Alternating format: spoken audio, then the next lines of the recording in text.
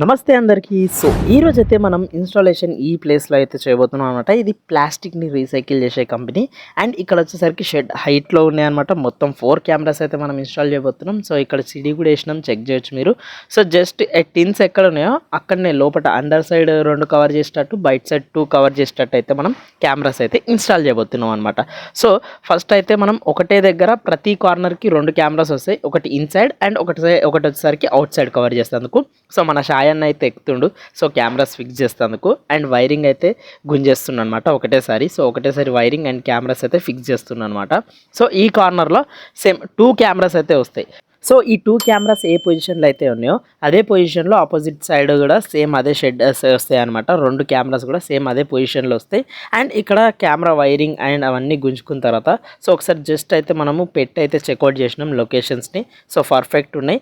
So ఇక డివిఆర్ని ర్యాక్లో ఇక ఇదంతా సెట్ చేసేసి క్లీన్గా సెట్ చేస్తే అయిపోతుంది.